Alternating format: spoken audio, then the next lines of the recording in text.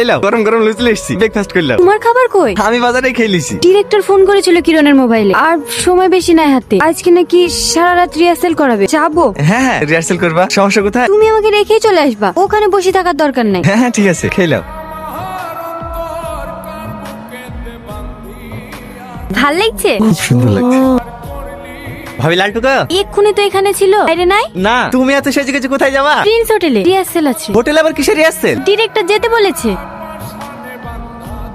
এই লালটু, তুই এখানে কি করছিস? তোর ঘর খুঁজে খুঁজে পাসনি? ভাবে সব কি বলছে? রাতে আবার কিসের রিহার্সেল? ডিরেক্টর ডেকেছে যে রাতে সব রিহার্সেল কিচ্ছু হয় না। ভাবিকে ভাষা যে বুঝতে পারছে নি। ওই ডিরেক্টরের ব্যাপারে আমি অনেক খারাপ খারাপ কথা শুনেছি। তো আজকে রাতেই বলতু ওই শালা নিয়ত খারাপ আছে। ভাবিকে হোটেলে রাতে একটা ডাকছে, কিছু বুঝতে পারছে নি। পাগলা হয়ে গেছে নাকি? তুই কিছু বলতে না পারলে বল, আমি ভাবিকে বুঝে বলছি। আরে কি করছিস? আমি সব জানি। মানে সেদিন আমি বাথরুমে গেলাম না,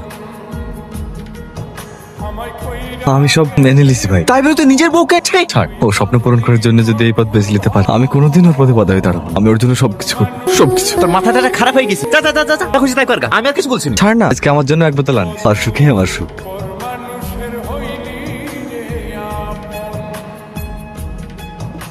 পৌঁছে গেছি। কত হইলো? 80 টাকা। কি হলো না মা? যাও ভিতরে গিয়ে জিজ্ঞেস করবা, ওরাই বলে দেবে। আমি আর যাবো না। মন খারাপ কেন? সকালে তো আমি আসবো। খেলো, এই টাকাটা রাখো, কিছু খেতে মন গেলে খাবা। যাও যাও, দেরি করো না।